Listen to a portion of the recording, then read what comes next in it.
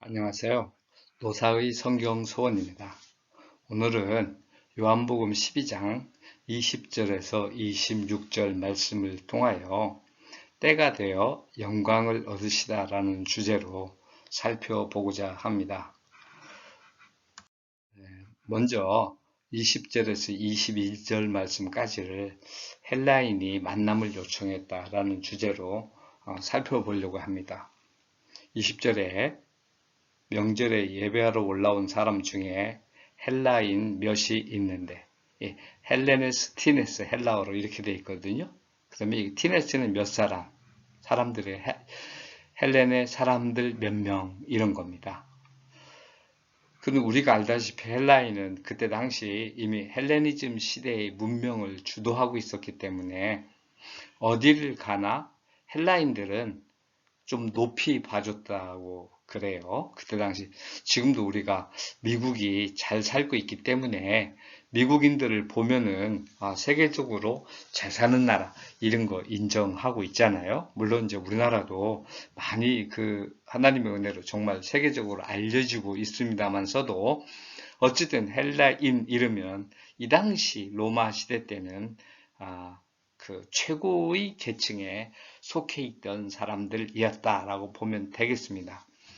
그런데 이 사람들은 보통 소크라테스가 말하는 참 진리, 참 지식 이런 거라든가 플라톤이 말하는 이데아 그리고 아리스토텔레스가 말하는 행복, 아파테이아 이런 것들을 추구했던 거죠. 알레세이아 이런 것들을 추구했던 사람들이 그래서 대단히 논리적이고 정확한 그 과학적 지식들을 가지고 있었고 정치, 경제, 사회, 문화, 예술, 뭐 스포츠 각 부분에서 그 당시 문화를 지배하던 주도하던 그런 계층의 사람들이었다. 이 사람들이 그 예수님을 몇 사람 있는데 21절에 보면 그들이 갈릴리의 벳세다 사람 빌립에게 가서 청하여 이르되 선생이여 우리가 예수를 뵙고자 합니다. 지금 이 사람들이 예수님을 만나러 온 거예요. 그러면서 벳세다 사람 그 누굽니까? 빌립에게 이야기를 한 거죠. 그러면 우리가 왜 찾았을까? 정확한 건 성경 본문에 나와 있지 않으니까 우리가 잘 알 수 없겠지만 그러나 이들이 한글로 봐서 이런 진리, 이데아, 행복, 뭐 지식, 정확한 그 과학적인 지식이나 이런 걸 찾던 사람들이 예수님을 찾았다는 것은 이적이나 죽음과 부활, 세상과 하늘나라, 하늘의 비밀 등을 알고자 함이 아니었을까? 적어도 이런 것들에 대해서 예수님을 통해서 직접 듣고자 하지 않았을까? 더군다나 이 사람들이 그 예배하러 왔어요. 프로시큐네소센 이거든요. 네소산 엔테 헤테아라. 6월 그 뭡니까? 6월절이죠. 이때 말이죠.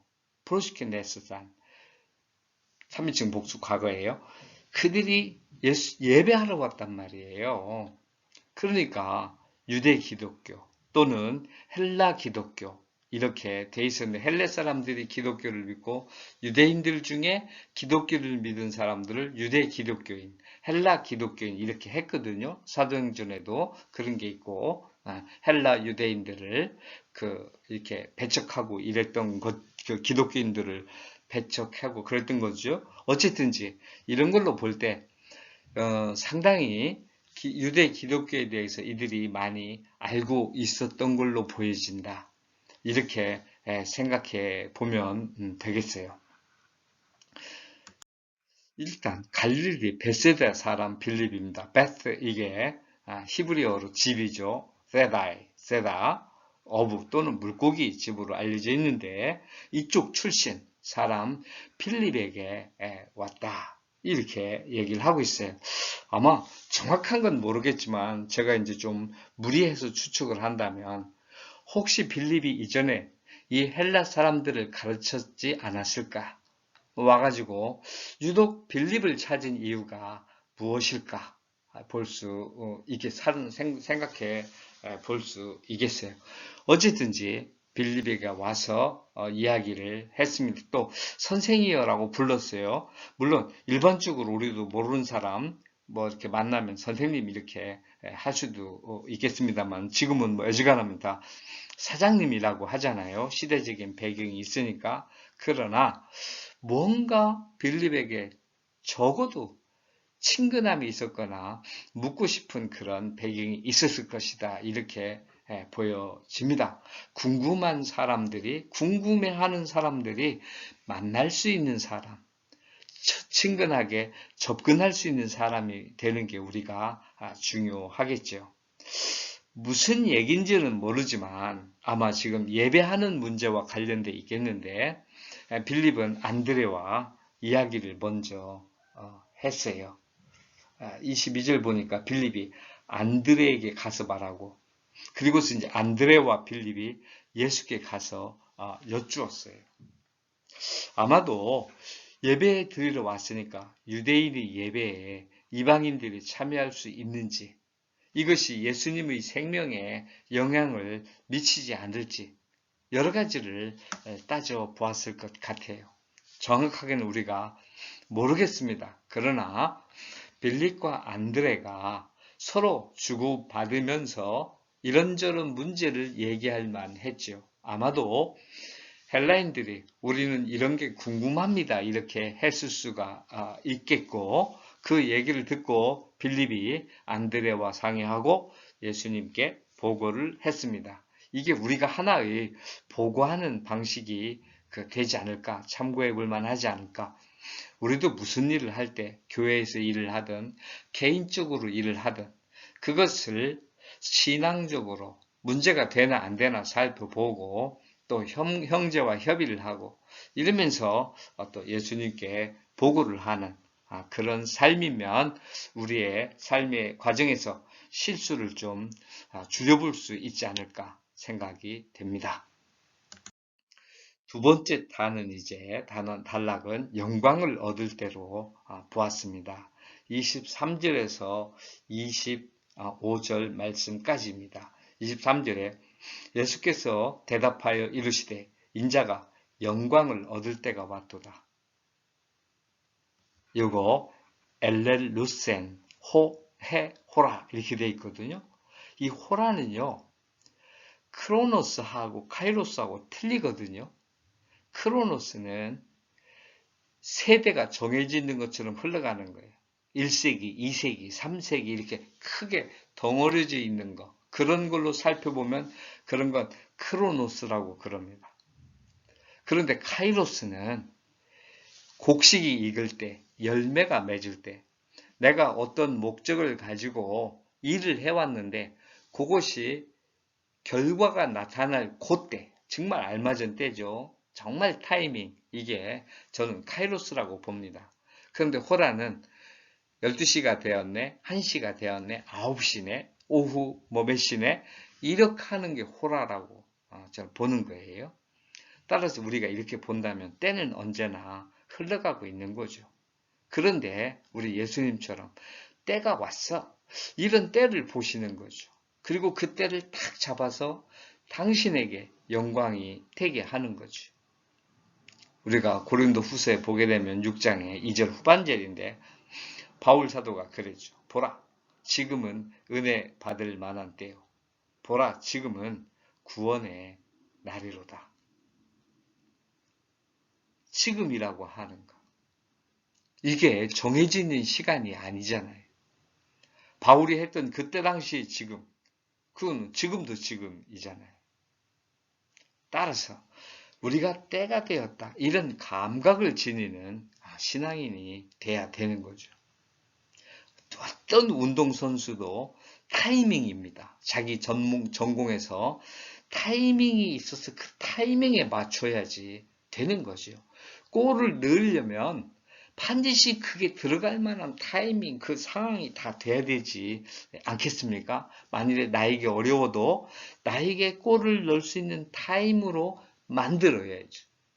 정말 축구, 야구, 농구, 배구 다 타이밍이 있는 거죠. 그 시간이 전개되는 동안에는 말이죠.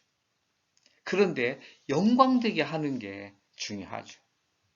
예수님은 그렇게 자신을 영광되게 했고, 은혜가 무엇인지를 보여주셨고, 구원이 무엇인지를 보여주었지요. 우리도 우리에게 주어진 이 은혜, 우리가 받은 이 구원을 드러내는 그런 사람이 되었어요. 은혜는 받는 것이고, 구원은 날마다 드러내는 거죠. 한 번 받으면 되니까 말이죠. 그리고 두 번째가 인자가 영광되게 될 것이다. 이렇게 영광을 얻을 때가 되었두다. 독사세, 호피오스트 안트로프, 여기 히나가 들어오는데 결국 때가 옴으로써 인자가 아들이 영광받게 될 것이다. 이건 가정법적인 요소에 사실 될 것이 아니라 되게 가정법적, 그러니까 접속사에서 헬라어는 다 문법이 접속사가 오면 무조건 가정법으로 취급하거든요. 그 사람들의 하나님을 생각하는, 그들이 말하는 신을 생각하는 자세예요. 그래서 여호와에게 의지하는 그들의 마음이 담겨 있는 거지요. 여호와 때가 옴으로써 영광되게 되는 거예요. 인자의 자식이 왜 여기서 하나님의 아들이라고 안 하고 인자의 자식이라고 했을까요? 아마도 우리 사람들, 나약하고 죽을 수밖에 없는 존재들, 이런 자들을 위해서 예수님이 자신을 끝까지 철저하게 낮추어 주셨다. 그 말은 우리도 때가 되면 예수님이 영광 받으신 것처럼 또는 받으실 것처럼 우리 역시 영광을 받게 될 것이다. 여기 영광받게 되는 게 두 가지로 살펴봐지는데 하나는 죽음이죠. 마리아가 준비해 주었어요. 그리고 헬라인들도 지금 와서 준비해 주는 거예요. 복음 전파는 뭐죠? 지금 헬라인들이 옴으로써 내가 지금 이 사람들을 구속하기 위해서 왔는데 제자들인 유대인들과 잘났다고 하는 헬라인들을 위한 이 구원의 소리, 바울에게 늘 첫째는 유대인에게요. 또한 헬라인에게로다. 이런 얘기를 성경이 로마서에서는 아주 자주 하고 있잖아요. 이게 유대인들이 갖고 있던 이방인과 그때 당시 유대인들의 의식에 대한 그 중심이죠. 로마 사람들은 미워했을 거고 또 로마 문명은 그리스 문명에 정복되어 있었기 때문에 유대인들은 아마도 헬라인들에게 더 높은 가치를 부여했을 수가 있을 것이다. 어쨌든지 중요한 건 뭐 그런 건 보조적인 해석이지만 예수님이 영광 받는다는 건 틀림없이 당신이 죽는 거죠. 그래야 우리가 구원이 되는 거니까요. 그리고 복음이 전파되어 있는 것을 확인하는 거지요. 예수님이 오신 이 땅에 오신 너희가 성경을 상고하거니와 이 성경에는 구원이 담겨 있다. 나에 대한 기록이다. 영생이 있는 줄 안다. 이렇게 된 거 아니겠어요? 이게 우리 예수님에게 영광이지요. 죽음은 하나님의 권능으로 부활하셔서 이기시면 되는 것이고 전파는 이렇게 제자들을 통해서 당신이 하신 일들이 세상에 전해지면 되는 거니까요. 이것이야말로 예수님에게 영광이 되는 거지. 우리가 인생으로서 아무리 살아봐야 본전은 죄인이고 죽을 수밖에 없는 존재들인데 우리에게 영광 된다는 것이 무엇이겠습니까? 이것을 생각하면서 예수님의 다음 말씀에 귀 기울여 봅시다. 영광을 얻을 때, 그런데 영광을 얻기 위한 필수 과정입니다. 하늘의 미랄이 땅에 떨어져 죽어야 한다는 거죠. 코코스 시트 이래요. 이게 밀이에요, 밀. 밀의 코코스는 핵심이죠, 핵심. 그 하날 이런 거. 코어라고도 해요, 코어. 이거예요. 그 코코스 한 벼 밀의 하날이란 말이에요. 이게 패손, 에이스, 텐, 겐 이 말입니다. 패손, 피부터 떨어지다. 땅으로 떨어져서 아포사네 죽게 되어질 때, 이 말은 수동태예요. 아포사네. 아프산 네스코거든요. 죽게 되다 이런 말이니까. 사나토가 원래 죽음인데 무엇으로 인해서 죽어지다 이거죠. 이래서 영광을 얻으려면 한 알의 밀알이 땅에 떨어져 죽어야 한다.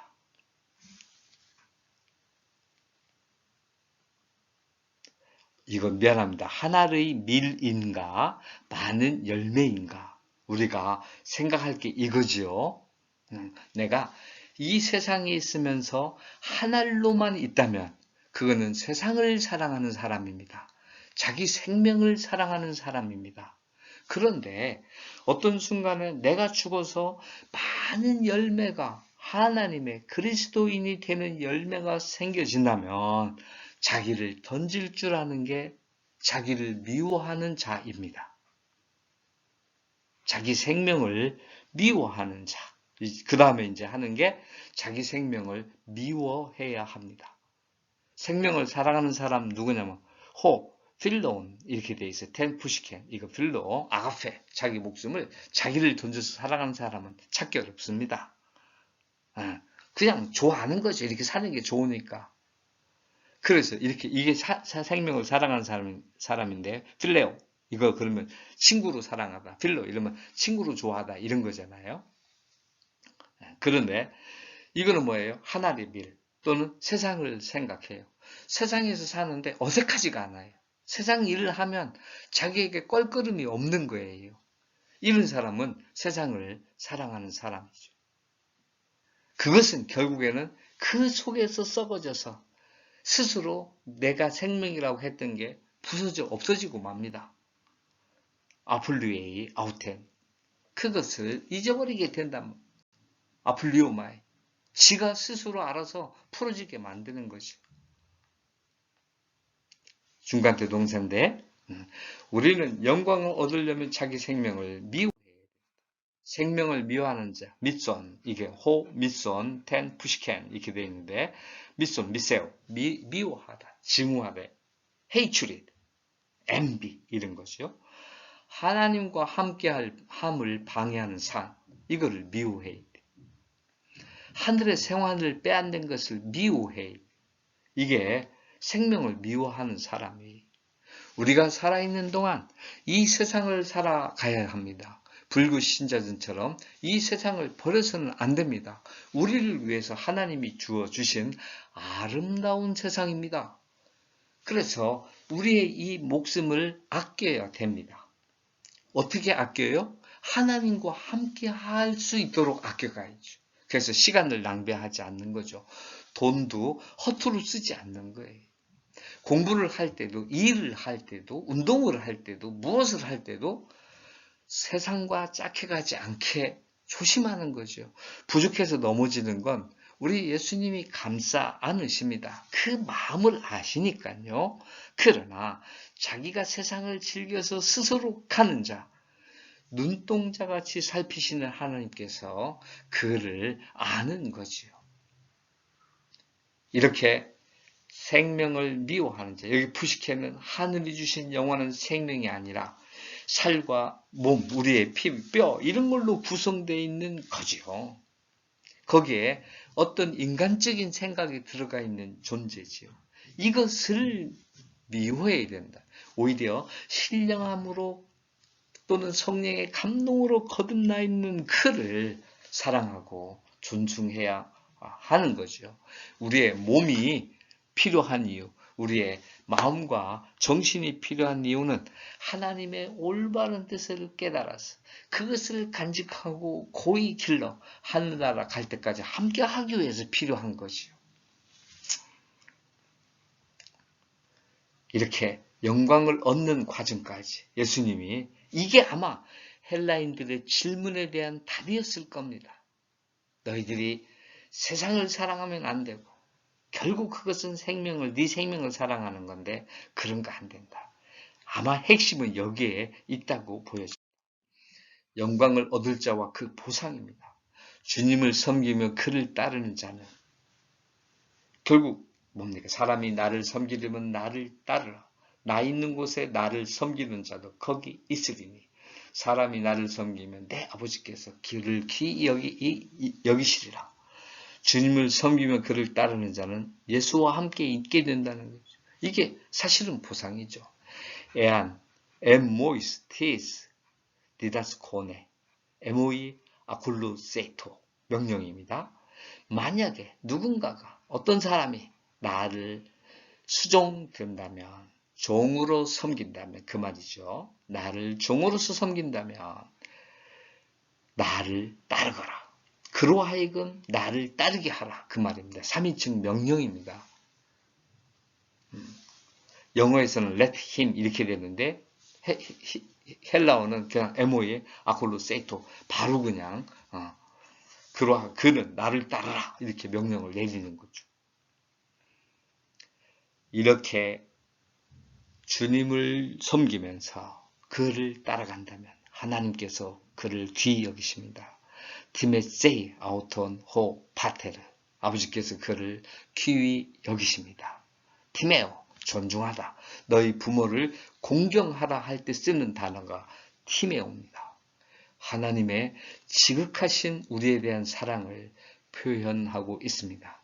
이제 우리가 앞으로 남은 세상, 우리에게 다가오는 이 때들을 살아갈 때에 주님께 종으로 섬기면서 세상을 사랑하지 아니하고 나를, 내 몸을 썩어질 육체의 몸, 사단에 가려져 있는 가두어진 그런 것을 사랑하지 아니하고 종으로서 주님을 섬기며 그를 따라서 마침내 하나님이 계신 곳, 하나님이 그곳에 머물며 하나님이 존중해주는 그런 사람들이 되기를 바랍니다. 감사합니다.